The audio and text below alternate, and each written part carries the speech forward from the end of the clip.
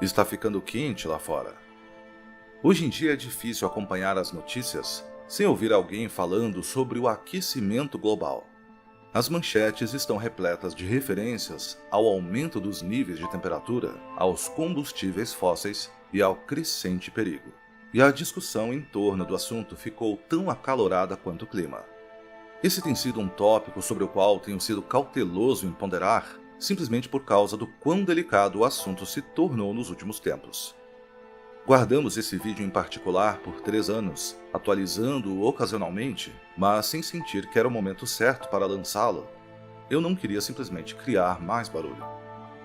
No entanto, penso que agora há algo que vale a pena acrescentar à discussão. Afinal, ouvimos muito sobre a temperatura atual do planeta. O que muitas vezes não se fala são os padrões de mudança de temperatura que existiram no passado e que contextualizam a temperatura moderna. Vivemos no período mais quente de todos os tempos? Os cientistas acreditam que nos últimos 100 anos a temperatura global tem aumentado, mas como é que isso se enquadra em padrões e tendências mais amplos? E como eles descobriram isso? Eu sou o Denis Ariel e você está assistindo ao Astrum Brasil. E hoje vamos dar uma olhada mais de perto nos dados que registram a história da temperatura do nosso próprio planeta. Só compreendendo o passado antigo é que poderemos contextualizar a discussão atual sobre o aquecimento global e responder com que exatamente os cientistas estão tão preocupados.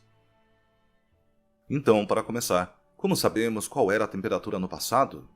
É fácil encontrar a temperatura global atual. Tudo que você precisa é de um termômetro e ir lá fora fazer uma leitura. Com leituras suficientes feitas em diferentes locais do globo, você pode encontrar uma temperatura média para todo o planeta. Na verdade, os cientistas têm feito isso desde 1850, o que significa que os nossos registros sobre as temperaturas globais médias são bastante precisos desde essa data. No entanto, os termômetros de mercúrio só foram inventados em 1714. Então, como sabemos qual era a temperatura antes de essas leituras globais começarem a ser feitas? Como sabemos a temperatura há 1000 anos? Ou mesmo há 1 milhão de anos, antes de os humanos entrarem em cena? Alguns de vocês já devem saber a resposta, ou pelo menos uma resposta parcial. Os cientistas podem aproximar as temperaturas globais do passado através da perfuração do gelo. Essencialmente, quando a neve cai, por ser porosa, retém pequenas bolhas de ar no local onde cai. Se essa neve não derreter e mais neve cair sobre ela mais tarde, como em um lugar muito frio, como uma geleira, você pode encontrar camadas de bolhas de ar presas em neve e gelo, voltando muitos anos. Algo semelhante aos anéis de uma árvore. Ao coletar o gelo formado dessa forma, os cientistas podem levar seções para um laboratório e derretê-las, liberando o ar relativo a específicos anos. Eles então podem medir as diferentes proporções de gases liberados pelas bolhas de ar, o que lhes informa a composição atmosférica naquele momento. E como podemos testar quanto calor é retido por um gás quando exposto a uma temperatura constante como o Sol? Por exemplo, o CO2 retém mais calor enquanto o oxigênio retém menos. Com amostras suficientes, os cientistas podem calcular aproximadamente qual era a temperatura global durante aquele ano. No entanto, as geleiras mais antigas têm apenas cerca de 1 milhão de anos. Para ter uma boa ideia das tendências que regem as temperaturas globais, precisaremos voltar muito antes disso. Como sabemos qual era a temperatura há mais de 1 milhão de anos? A resposta pode surpreender você. Mexilhões. Na verdade, não exatamente mexilhões, mas algo semelhante. Um minúsculo organismo unicelular chamado foraminífero. Tal como os mexilhões, esses organismos produzem conchas à sua volta, e estas conchas são ligeiramente porosas. O oxigênio, em particular, é levado para dentro da concha e fica preso ali, permanecendo no lugar mesmo quando o foraminífero morre. Assim, utilizando um processo semelhante aos dos núcleos de gelo, se os cientistas conseguirem encontrar conchas de foraminíferos mortos de um determinado ano, poderão libertar esse ar e calcular a partir dele a temperatura global. Este processo difere, pois em vez da composição do ar, os cientistas estão analisando diferentes isótopos de oxigênio, mas basicamente é um processo muito semelhante. Os foraminíferos ainda existem hoje e surgiram pela primeira vez há 500 milhões de anos. Por isso, são fundamentais para nos ajudar a obter uma imagem clara das temperaturas globais durante esse período muito mais longo. Com base nos dados coletados de foraminíferos, podemos esperar algo assim. Há um certo grau de incerteza nisso. Os resultados tornam-se mais confiáveis quanto mais nos aproximamos dos dias de hoje. Mas, como se pode ver pelas tendências gerais, a temperatura da Terra sofreu mudanças significativas nos últimos 500 milhões de anos. Às vezes enfrentou temperaturas médias 14 graus Celsius mais altas do que as atuais, e outras vezes cerca de 5 graus Celsius negativos mais baixas. Portanto, não vivemos no período mais quente. Então, não é surpreendente para quem sabe que a superfície da Terra, quando acabara de se formar, era composta principalmente de magma. Mas pode surpreender a presença de todas essas flutuações. Por que estão acontecendo? Os cientistas não têm certeza, pois em grande escala não parece haver um padrão, mas acreditam que algumas dessas flutuações são decorrentes do surgimento de novas formas de vida. Por exemplo, a chegada das plantas cerca de 450 milhões de anos antes do presente pode explicar a razão dessa queda de temperatura. Elas começaram a absorver CO2 atmosférico e transformá-lo em oxigênio, que retém menos calor. Outras mudanças poderiam ter sido causadas pelas placas tectônicas e pela atividade vulcânica que colocou mais CO2 no ar. E ainda outras mudanças poderiam ter sido causadas por possíveis impactos de meteoros, como aquele que exterminou os dinossauros. No entanto, este não é o quadro completo. Ao aumentar a resolução e aumentar ligeiramente o zoom, começamos a ver outra tendência interessante. Vejamos a imagem de 65 milhões de anos. Dentro das mudanças grandes e abrangentes, verifica-se que existem muitas flutuações menores. Isso se torna mais óbvio à medida que aumentamos o zoom novamente. E de novo. E de novo. Neste ponto, podemos ver um padrão distinto e menor ocorrendo. Aumentos rápidos nas temperaturas globais, seguidos de quedas graduais. É difícil entender o escopo da história da Terra, mas cada uma dessas quedas representa eras glaciais inteiras. As eras glaciais são tecnicamente definidas como qualquer ponto na história da Terra em que há gelo nas calotas polares, algo que nem sempre é o caso. Então, tecnicamente, como mencionei num vídeo anterior, estamos numa era glacial neste momento. No entanto, embora a tendência geral da temperatura da Terra neste momento seja no sentido de eras glaciais, estamos num período conhecido como interglacial, um período de muitos milhares de anos em que a Terra está temporariamente mais quente entre eras glaciais completas. Na última era glacial completa, as calotas polares alcançaram o Reino Unido e partes da América do Norte. Mas o que está causando essas quedas e subidas em nosso gráfico? Bem, entro mais em detalhes sobre isso no meu vídeo sobre os ciclos de Milankovitch, que você pode assistir clicando aqui na direita da tela. Mas, apenas para atualizá-los rapidamente, os ciclos de Milankovitch são as mudanças periódicas que ocorrem no clima do nosso planeta devido a flutuações no seu movimento orbital ao redor do Sol, geralmente ao longo de milhares de anos. O gelo superficial afeta a temperatura de um planeta. Quanto mais gelo na superfície um planeta tiver, mais frio ele tende a ser, à medida que mais calor é refletido de volta ao espaço. Mas igualmente importante é a direção para a qual o gelo superficial está voltado. Considere o gelo como um escudo que refletirá os raios do Sol. Se esse gelo não estiver apontado na direção da luz solar, ele não poderá refleti-la. Assim, sempre que o planeta aponta a sua superfície gelada para mais perto do Sol, tende a ficar mais frio, criando uma espécie de ciclo de feedback. Isso é importante porque o eixo da Terra não é estável. Ao longo de milhares de anos, ele se move para frente e para trás, às vezes apontando as calotas polares mais em direção ao Sol e às vezes afastando-as ainda mais. Embora essa mudança seja de apenas alguns graus, no máximo, é suficiente que com o tempo tenha impacto na temperatura global. A temperatura cai à medida que o escudo de gelo fica voltado para o Sol e sobe novamente à medida que aponta para longe. Esta flutuação é um exemplo de ciclo de Milankovitch. Existem outros ciclos de Milankovitch que são ciclos consistentes na órbita da Terra que afetam sua temperatura, atuando em escalas de tempo de 23.000, 41.000, 100.000, 405.000 e 2,4 milhões de anos. Sempre que estes coincidem, criam mudanças ainda maiores na temperatura global. Você pode ver que as lacunas entre as eras glaciais nesse gráfico tendem a ser maiores que 100.000 anos de diferença, perfeitamente alinhado com um dos ciclos de Milankovitch, especificamente a mudança na excentricidade orbital da Terra. Mas todos os ciclos têm um impacto. Onde estamos em relação a um destes ciclos de Milankovitch? Vamos ampliar um pouco mais. Como você pode ver, saímos de uma era glacial e entramos em um patamar bastante estável de temperatura global. Isso é consistente com o rápido aumento e queda lenta da temperatura que caracteriza as eras glaciais e os períodos entre elas. Toda a história humana, desde as pirâmides até os dias de hoje, pode ser encontrada neste platô.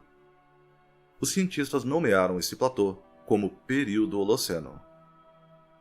No entanto, o aumento logo no final não é tão comum. Este aumento representa um aumento de 1 grau na temperatura global, o que tecnicamente ainda está aproximadamente no mesmo nível do período interglacial anterior ao atual há mais de 100 mil anos. No entanto, não é a mudança de temperatura que preocupa, mas a rapidez com que está aumentando. Ao contrário de todas as mudanças em todos esses gráficos, que ocorreram ao longo de centenas de milhões de anos no máximo e milhares de anos no mínimo, este aumento ocorreu ao longo de 100 anos. E isto poderia ter um grande impacto nos ecossistemas do planeta. Então, o que poderia ter causado este aumento? A resposta não pode ser os ciclos de Milankovitch.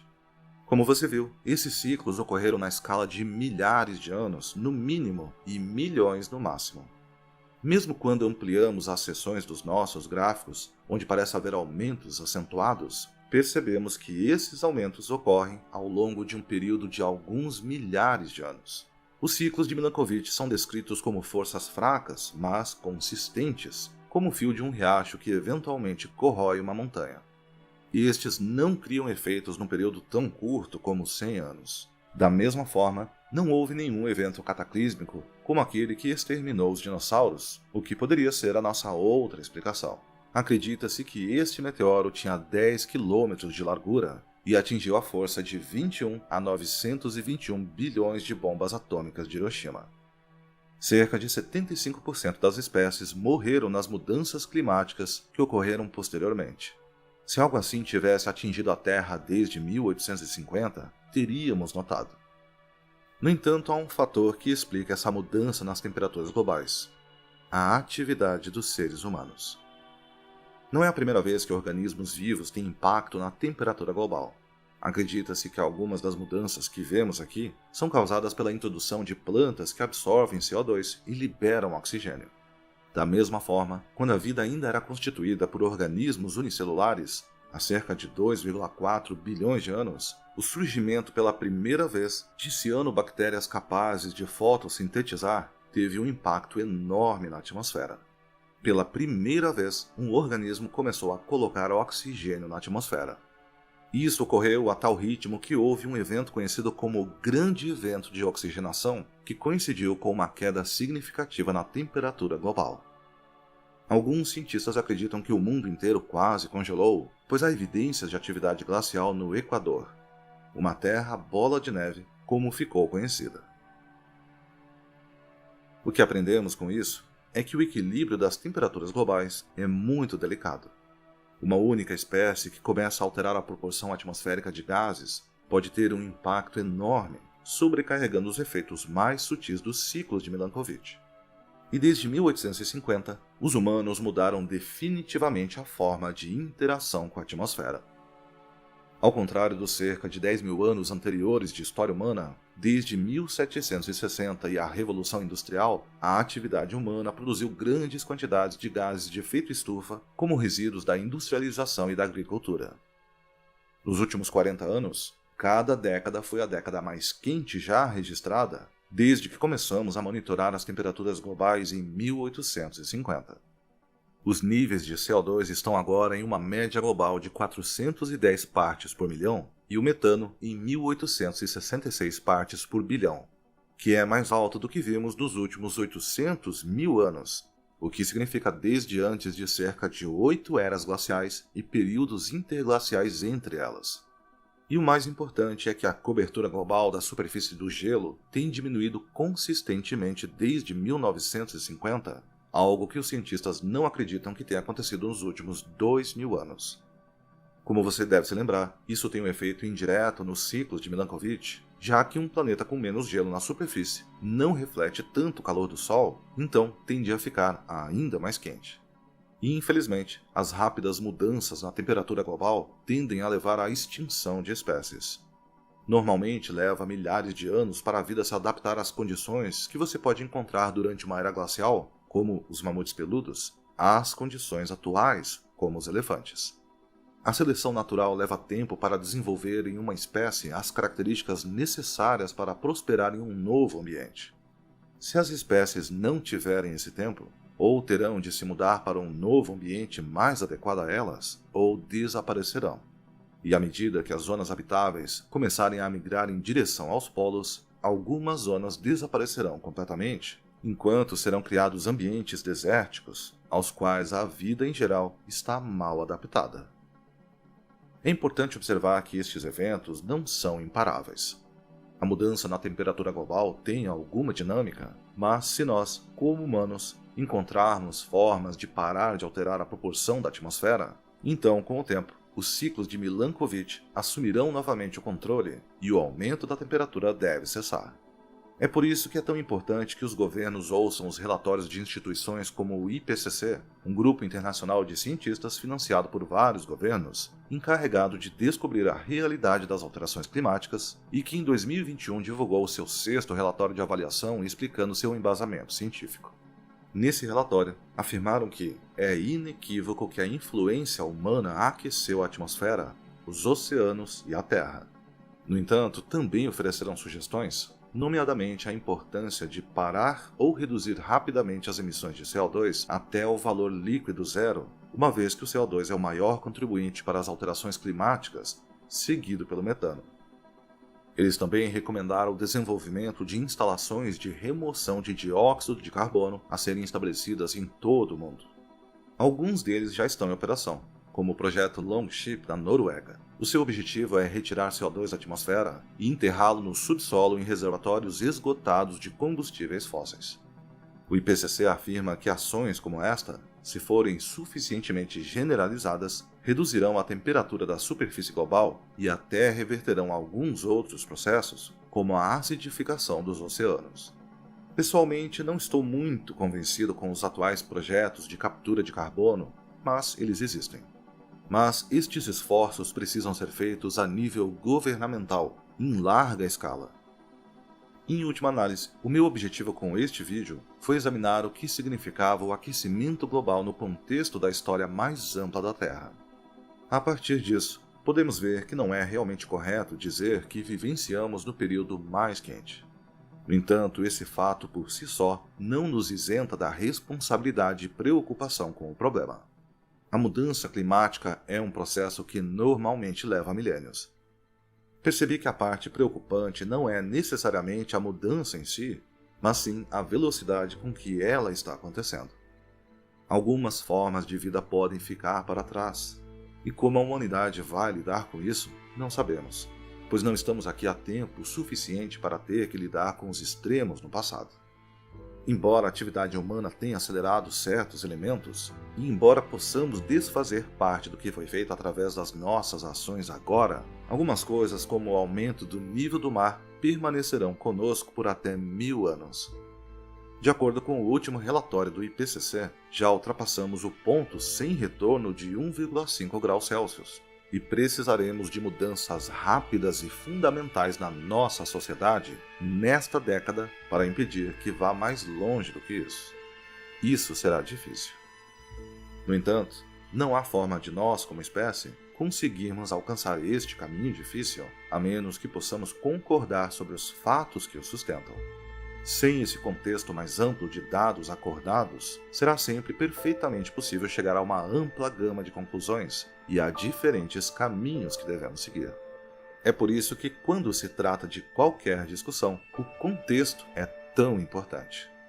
Ao observarmos os padrões da história do nosso planeta, vemos que o atual aumento das temperaturas globais é um evento induzido que não corresponde aos padrões já existentes, e coincide perfeitamente com a atividade humana. Debata o que você deseja fazer com essas informações e o melhor caminho a seguir diante delas. Mas estes são os fatos, gravados no gelo e nos organismos há muito tempo mortos. Você curte fotos do céu ou fotografias em geral? E que tal você escolher a foto que eu farei e ainda ganhar um print assinado e exclusivo? Confira os posts na aba Comunidade aqui no YouTube e dê a sua sugestão de objeto para eu fotografar. A escolha com a maior quantidade de likes ganha o print exclusivo. Você gosta dos temas que abordamos aqui no Astro Brasil e deseja ajudar o projeto? Ou então quer ter acesso antecipado a todos os vídeos do canal, sem interrupções ou propagandas? Então conheça o Clube de Canais aqui no YouTube. Além de ajudar financeiramente o Astro Brasil, você também terá acesso a conteúdo exclusivo, como acesso antecipado aos vídeos semanais e lives exclusivas para membros e apoiadores. Um especial agradecimento aos nossos queridos membros e apoiadores que todo mês ajudam o canal a se manter. Muito obrigado e até o próximo vídeo.